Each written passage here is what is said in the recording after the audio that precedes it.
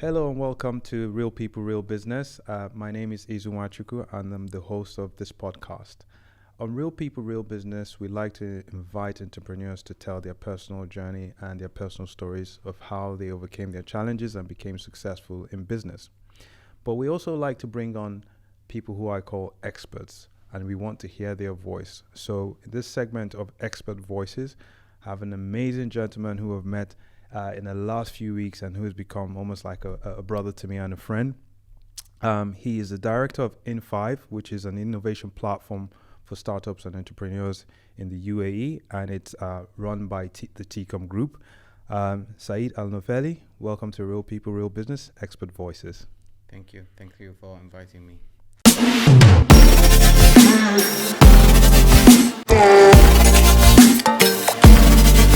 You're most welcome. So Saeed, you are the director of in5. What is in5? What do you do? What's the mission? And how do you help SMEs and startups? Yeah, so in5 is a non-profit organization. We are a business incubator that falls under the TCOM Group. TCOM Group is an investment company that builds business parks across Dubai and is a sector focus. So they focus on 6 sectors and they build business parks and communities. And in5 falls within that group, and it is the innovation arm of the group. Okay. So what we do is we support entrepreneurs, creative people, innovators to build businesses. Okay. We support 4 sectors. We started with tech, and then we moved into design, media, and recently we launched science. Fantastic. So how is in5 different from some of the other incubator hubs that are out there? I know you specialize in these sectors, but what is it that in5 does that is different from the others? Yeah, so I think through the past 10 years, since going to 11 years actually, since we've started, I think the objective was to serve the business parks. And we've seen a lot of entrepreneurs come from across the globe to talent to work in Dubai Internet City, in Dubai Media City, in Dubai Design District, in Dubai Science Park. And we thought that one day these entrepreneurs or innovators or creative guys will want to start something. And this is why, the same package that is given to Cisco, to Microsoft, is being given in a smaller scale to support the innovators, because the talent is there moving around these cities. How do you give that person an opportunity for them to create something for themselves? And Dubai is a business hub, and it's the business hub of MENA. Yes. And us being there, we wanted to give that opportunity. We've seen the likes of Kareem coming through, Anghami coming through, all of Souq coming through, and our management have supported these guys, and they existed in our cities. And we said we wanted bigger numbers of these innovators coming from across the globe. This is why in5 was created. It was created to be a one-stop shop for you not to worry about anything, just on your business.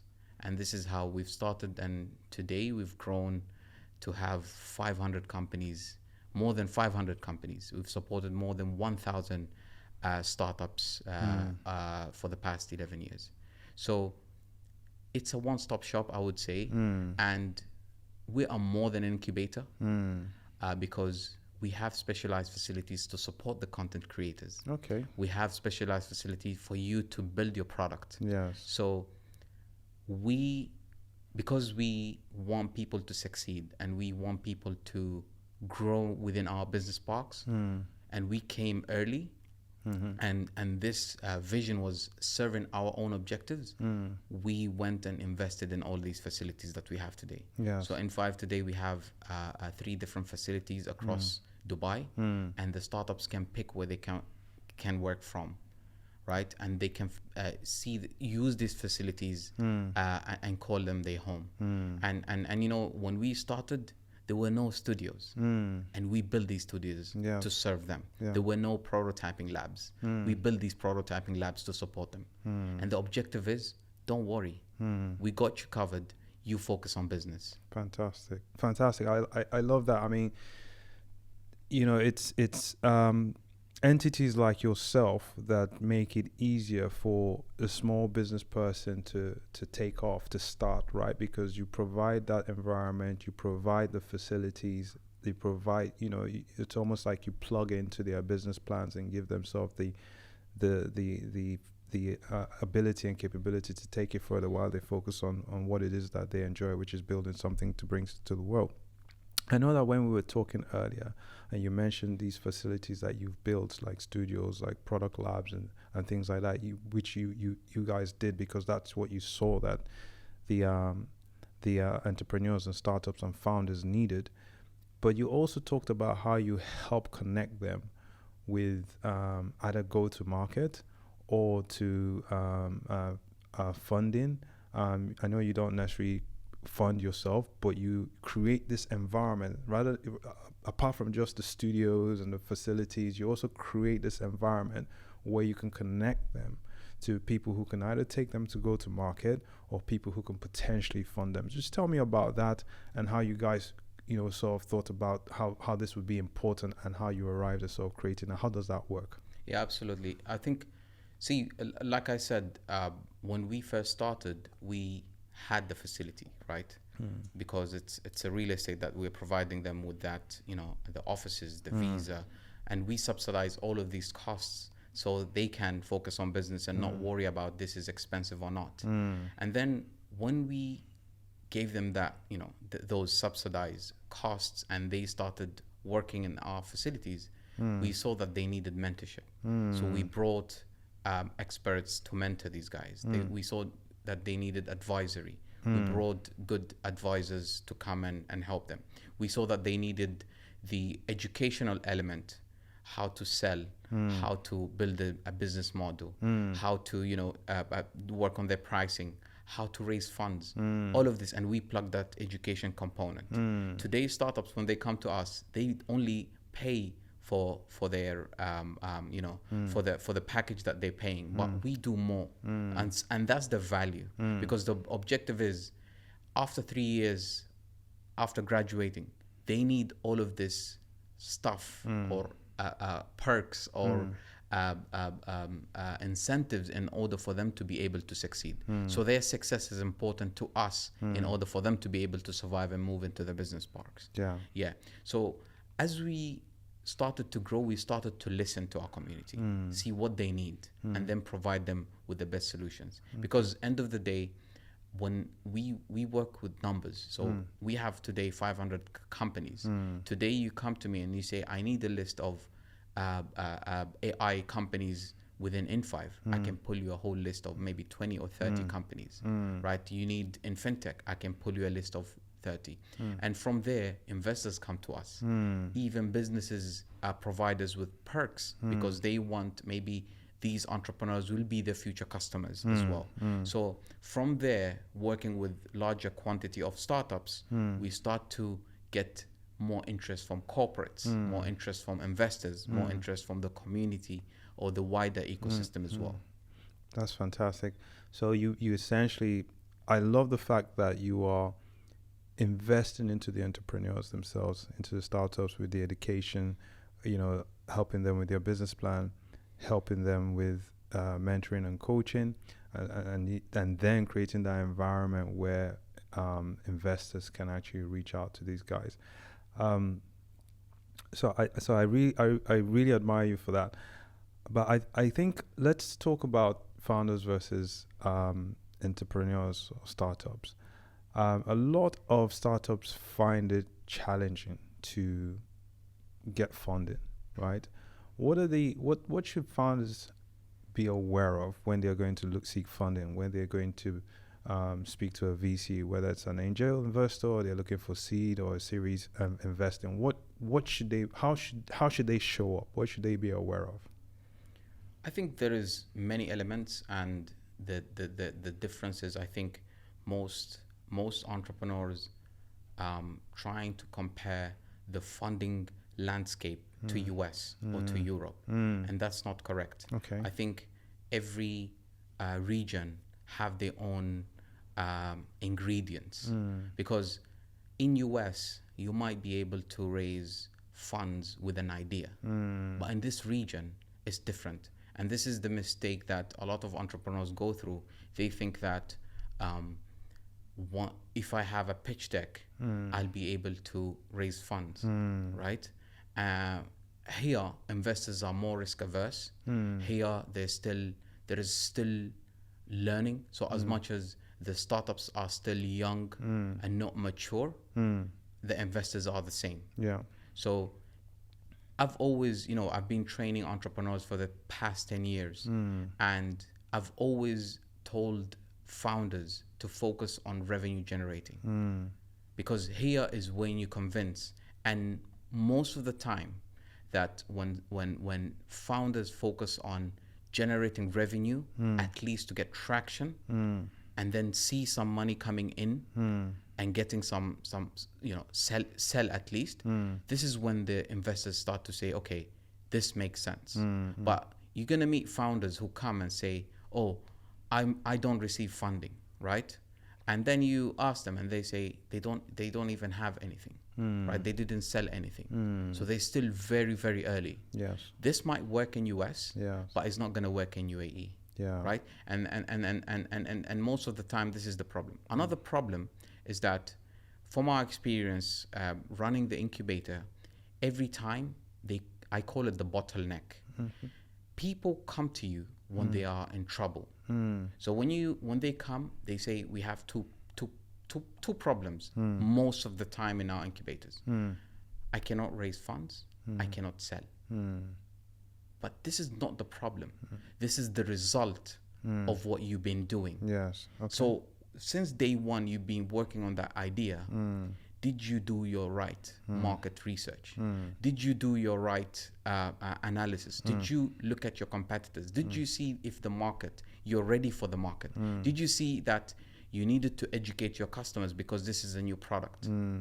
But they don't come to you because they are perfect in that journey. Yes. And then when he stumbles on a problem, yes. he comes back and say, I don't have these two things. Yes. I cannot sell, yes. or I can raise funds. Yes. But I call it the bottleneck. Yes. Yeah. Yeah. So essentially it's have that proof of concept. Well, first of all, do your homework, do your research, invest in market research, understanding how that product is going to potentially perform, and then get a proof of concept before an investor is potentially going to listen to you. And it makes sense, if they know that it's going to sell, absolutely, then they're potentially going to invest. And it also helps you get a premium on the investment, right? Because if I can show you it's already selling, you're going to have to invest more than when the product was just an idea. Absolutely. So, and we've seen thousands of ideas yes. coming our way, and they come to me and say, Saeed, what do you think about my idea? I say, let the market tell you. Yeah.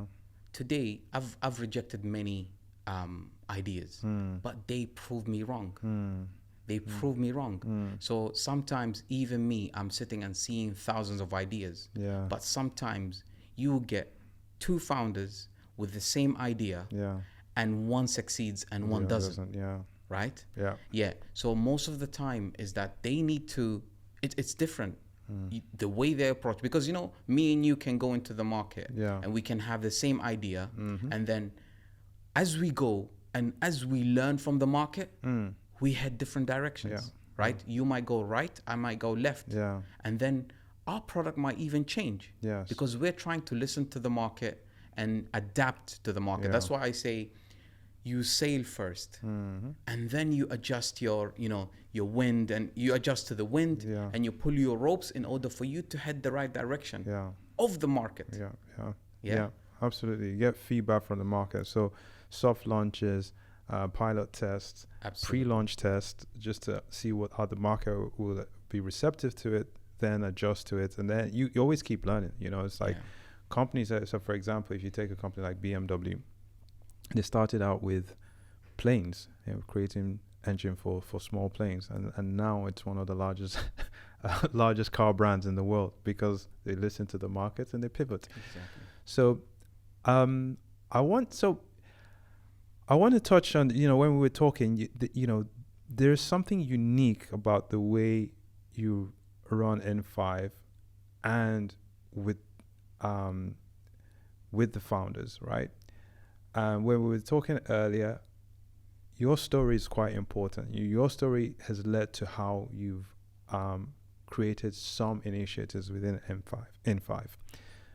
One of those initiatives is mental health awareness, right? And I would also like to hear your story, because the result of including mental health awareness into in5 came from your personal story. So we'll look at that.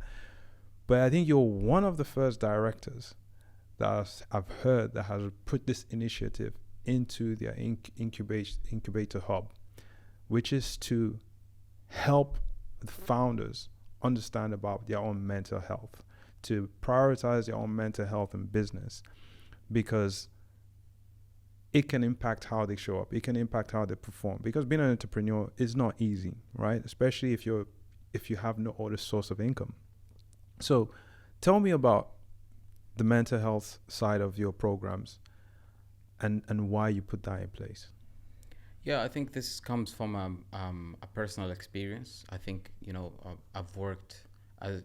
I've started my own company, and I've worked so hard for me to bring this company up, and mental health was affecting me. Yes. And I had to learn how to handle that, because thousands of times you'll go and speak to investors and you'll get rejected. Thousands of times you try to speak to suppliers, it's not going to work. Trying to raise funds, trying to raise grants for you to able to move to the next level, watching your competitors, all of that, even handling your team, even heading an organization. Sometimes it's really lonely, and you cannot speak to your employees about certain things. Some people think it's simple, but it's not. And a lot of CEOs, even in big companies, they do suffer from depression, mental health, and so on. And this is why, for me, working also previously in a toxic environment, I learned, until I got sick, and then I started to realize that I need to take care of myself, right? And you're working so hard and you're forgetting your health. You're looking for hacks for you to get less sleep so you can get more work done. Yeah. So all of these actually affect, right? I think there is a term in Silicon Valley called hustle porn, which is basically founders not taking care of themselves because of they want to build the next unicorn. And that's really bad. End of the day, we're building business to provide value to people. Yes. But if your own health is dying, imagine you as a founder, imagine what the employees will be, what shape the employees are going to be. This is why I came in and I told the team that, listen, we need to introduce mental health and support founders, because they're always lonely. And we've noticed that a lot of founders, they will book a meeting with me or my team, and they just want to talk. Yes. They just want to talk, and then let it out. Yeah. Sometimes even we listen. Yes. Because sometimes you just need to listen. And then when he comes out, he said, thank you so much, because they want to be heard as well. Yeah. And this is what I see most of the time in every organization you're gonna work for. There's going to be two groups. The mental health group and the ones who separate business from mental health. And they say, oh, this is, BS, or performance, this is not, the hustle guys. We don't care. Money first. But these guys actually suffer the most. Yeah. And when I introduced this to my team, I actually had 2 team members. They were like, why are you doing this? This is not important. Then I said, you're going to know later if this is important or not. And then I went to one of our currently partners, and I told her, listen, I want you to prepare a mental wellness session for our founders. And her herself doing, wellness sessions and so on, she started to research, and she realized that around 60 to 70% of startup founders actually suffer from depression. Yes. And she didn't know this. Yeah. So that's why we put this initiative to support startup founders. Yes. And we started sitting with them in, you know, office hours, listening to them and supporting them, doing breath work, doing all of these sessions in order for them, you know, to bring them back, because it's really a lonely journey. And I think we all need to be aware. Yeah. And I think this is very important topic, because, you know, we always say business is a reflection of yourself. Yes. I agree. Imagine you're suffering from mental illness or, you know, mental health. Yeah. It's a real struggle. Yeah. So that's why we put this forward, and it has become very, very successful. Fantastic. Startups are loving it. They see the importance of it. So we kept it as optional. You don't have to take it, but it's there. We do the sessions, we do the private sessions, but it's really, really important. And, you know, at some point, the ones who don't believe in it, at some point, they're going to reach. Maybe they didn't reach that point yet, but one day they will. Yeah. No, absolutely. And I think mental health is, you know, from my own experience as well, coming from an African background, we don't believe we don't believe in it. It's something where you have to push through. You know, you have to be strong. It's not something it's seen as a sign of weakness for you to accept that, oh, your mental health is not where it's supposed to be. And so coming through from it, you know, I have to tell the story of my first business, where, you know, I was working till 2 a.m. every day, 7 days a week. I was the CEO of the company. I was the office boy, the graphic designer. I did everything, and there was so much load on me. And in our culture, there is nothing like failure is a shame, right? And it's taken me so much time to learn that failure is a man-made construct. We create what is failure, right? So someone might not succeed in something and it's seen as a learning. Someone else might go through the same thing and it's seen as a failure and is shunned. And I think when my business it didn't succeed after 6 years, and I had to let it go, I felt I'd failed in the wrong sense, and I was depressed for a lot of years. And it took me a lot of time to even consider. It took me years to consider going into any sort of business again, because of that fear of feeling ashamed, a fear of failure again. And it's not until I started to address my own mental health around it, and I started to look at myself and say, be kinder to yourself, right? And started to open up and speak to people about how I felt about it, that, like you said, you're able to let it go. You're able to let that shame go. You're able to let that feeling of failure go. And you're able to then put back in the encouragement of going back into business. You know, people will fail at business. People will fail in life, but it doesn't mean that it's the end. And so I'm really, really glad to hear that, you know, you're putting this sort of initiative in place, because the most important thing we have is our mind. Right? Without our mind, you know, Stephen Hawkins is a great guy, a genius because of his mind. His body was not the best, but he had a great mind. And so if our mind is always suffering, how far can we really get? And I feel, sorry, I'm harping on about this, but I feel it's like a disease as well. Because like you said, if you are a leader and you have this bad mental health, and if you feel that you need to be hustling hard all the time, neglecting your mental health, then how are you going to lead the people that follow you? You're going to expect them to forego their own mental health, right? I was talking to someone recently, and they were talking about how, you know, someone they work with, and this person tries to have a good work-life balance, and the other person is super ambitious and wants to go. And so this maybe sometimes creates a clash or rift between them. And when they sat down to talk about it, and the person I'm talking about knows it, so please forgive me, but I'm not mentioning any names. But one person said, I work X amount of hours, you know, 15, 16 hours per day. And the other person was like, well, why? And the expectation was the other person should be working those amount of hours. So like I said, it's like a contagious disease, where you feel I'm doing all this work and nobody's working as hard as me, and I'm neglecting my mental health and I'm neglecting my body, and then you expect other people to come along with you to neglect it to sort of match whatever ambition. So I'm really glad that you're educating your founders about this, the importance of it. And I would hope that much more leaders in the same space like yourself would do the same. Let me know if you want us to wholesale export it. I'm more than happy to do that. So Saeed, I want to talk a little bit more about your journey. You've touched on it a little bit about how you become an entrepreneur.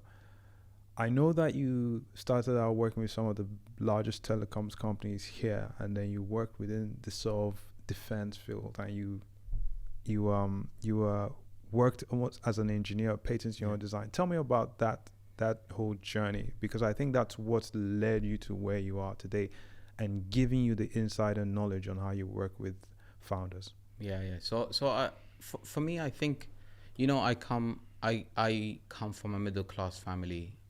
I was born in Abu Dhabi, and I left UAE when I was 15, 14, and then I went to UK. Yeah. And I lived there with my aunts. Okay. And this is where I grew up. Okay. And I think, What part of the UK? so East London. East London. So Northeast. I was southwest. So I was in the ghetto of Battersea and Clapham Junction. So I lived in Hackney. Oh yeah, another ghetto. So another rough area. But I think from there, I've learned a lot, and I think I was beyond my age because being in a rough area, you have to be, because you can go right or left, right? Yeah. And for me, my inspiration was UAE, because at some point, you meet rough people, you meet, it's really rough. Yeah. And 90% of your friends, they don't have fathers. Yes. Right? 90% are going to prison. To jail. And for me, I kept always that I'm going back home. Right? So when I see people trying to convince me, I was like, no, I have an inspiration. This was your guiding star. I'm going home. I was brought here to come and study, think about my education.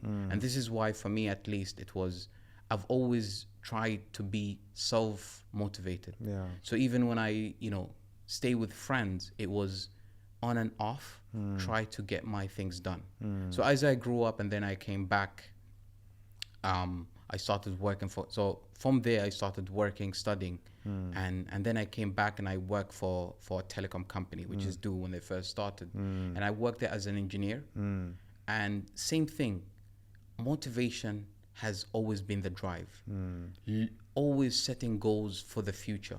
Because, for you to stay motivated, you're always the average of the people around you. Yes. Right? Okay. But I've always been 2 steps ahead. Yeah. Because I always kept that higher motivation for me to be motivated or look up to. Yes. Right? So worked in the telecom and then wanted to go deeper into engineering.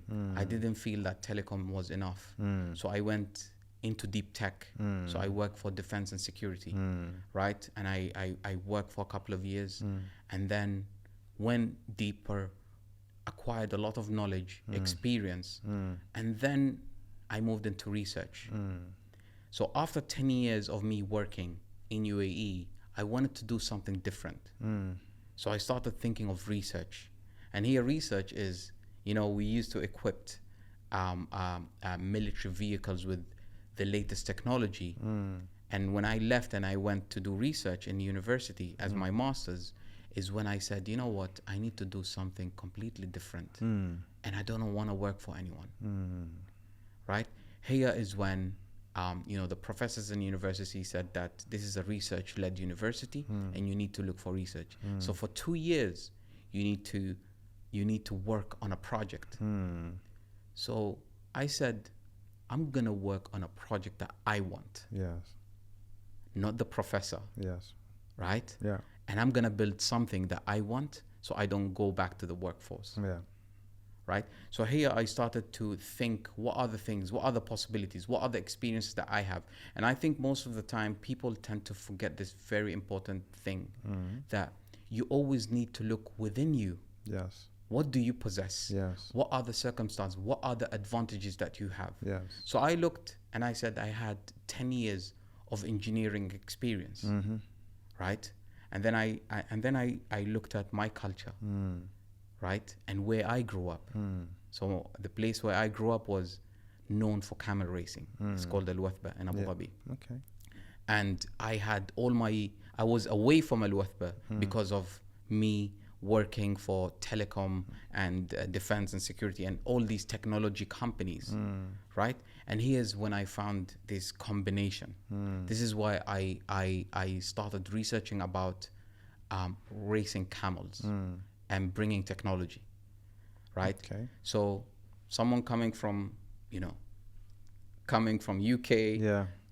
working, I combine all of that, and this was my next motivation. Yes. So as I started to work and research, going deeper, Yes. I started to see actually there is a problem here that I can solve. Yes. And this is when I started thinking of, building a business. Yeah. So I called he was my senior when I was working in that company.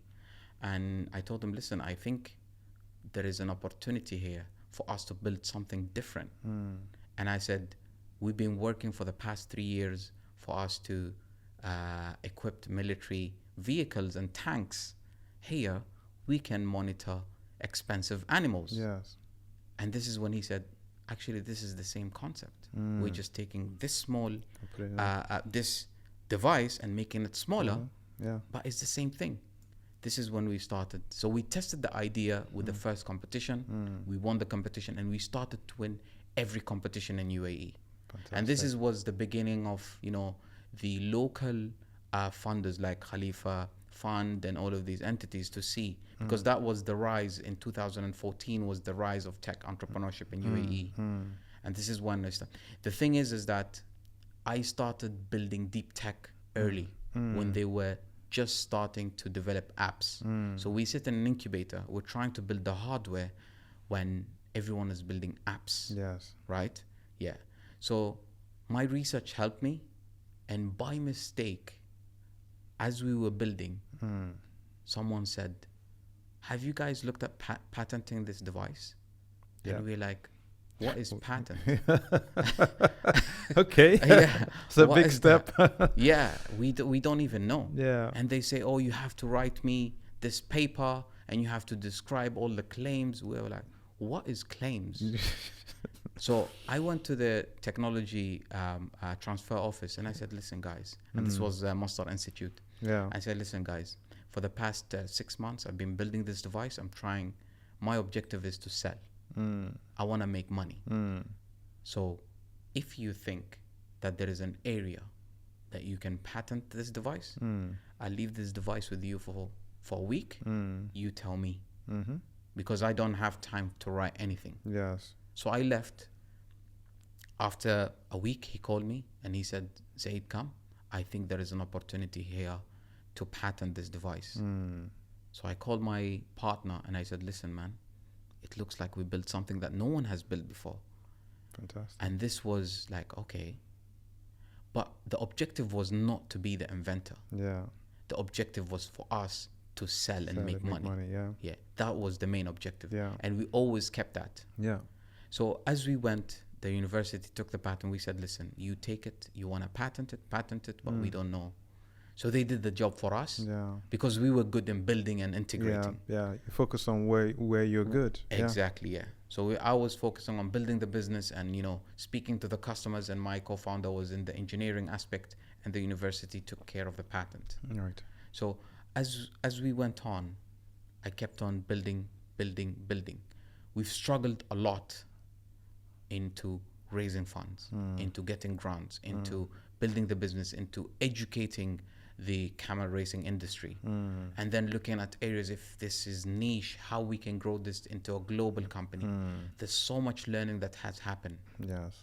But I think what I have built, or me and my co-founder, we built a technology that was ahead of its time, right? Because the industry was not prepared to have such thing. Yes. So what we built is basically the Fitbit for camels. Yeah. Oh, okay. So basically, Yeah. a monitoring device that you can put on the camel. You Yeah. can record the time, speed, heart rate, every aspect Yes. of the camel, and you'll have it on a mobile app real time. Yes. So when you're racing, you will know the performance of your camel in every aspect of the camel. Fantastic. So yeah. Fantastic. So we won so many awards, and we continued to try and build and so on. But until we reached China, Yeah. it took us 5 years. It's such a long time, right? Without Mantas, without, it was a struggle. Yes. But when we reached and we got the numbers Yes. for us to put it on our business plan Yes. and show it to investors, this is when investors let us down Yes. and said that, listen, we don't fund deep tech and hardware companies. We're looking at And apps. this is, we only invest in apps. Yeah. And imagine 10 years ago how it was. Yeah. So this is when we had to take a call. Do we invest our time or do Yes. we close the shop? Yes. Yes. Yeah. So for me personally today, I come from that struggle of building a deep tech product, Yes. right? I take that I have failed and I've embraced it, Yes. even though I have all the evidence that I didn't fail because of myself. What- but yeah. but I have to embrace this and Yeah. say that I have failed, Yes. but I took it to the next level. Yes. And this is why I'm sitting here with you today. Yeah. Why? Yeah. Because I've helped thousands of companies, right? And mentored thousands of entrepreneurs, Yes. right? Because of my failure. Yes. So I'm proud of what I have achieved, and I think patent was a result, Yes. right? But that was not the main objective. If you ask me today, what would you pick, a patent or a successful business? Of course, a successful business, Yes. right? Yes. But I think the product of UAE was me coming into the industry and supporting the others who have gone and succeed. That's also a result. Absolutely, That's something, having someone that has that experience, that knows what founders are going, and it puts you in a great position to mentor other people. So, Absolutely. The way I look at it is you're having a massive impact on the landscape of the UAE by your so-called failure, right? It's a journey. The journey just didn't go the way we wanted it to go, but the journey didn't end. You're still on it, but just in a different route. Absolutely. So no, thank you so much for sharing that.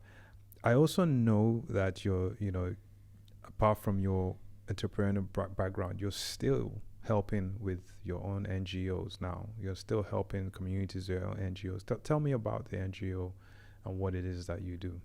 So with regards to the NGO, the company is called Amali Asset Management, and the objective is basically with what's happening in the world, with the climate change, we've created this organization is to support local communities in Africa, and in two things actually. One is saving the environment, which is going and investing in farmlands in Africa and creating carbon credits, right? But there's a bigger picture to that. People think that when we create carbon credits, we are going to make money and so on, but it's actually, you're actually going to help local communities. And the beauty of the project is that you're not only saving the world by, saving the environment, but when we sell these carbon credits, all the money that we will take, we will give it back to the community. Fantastic. Yeah.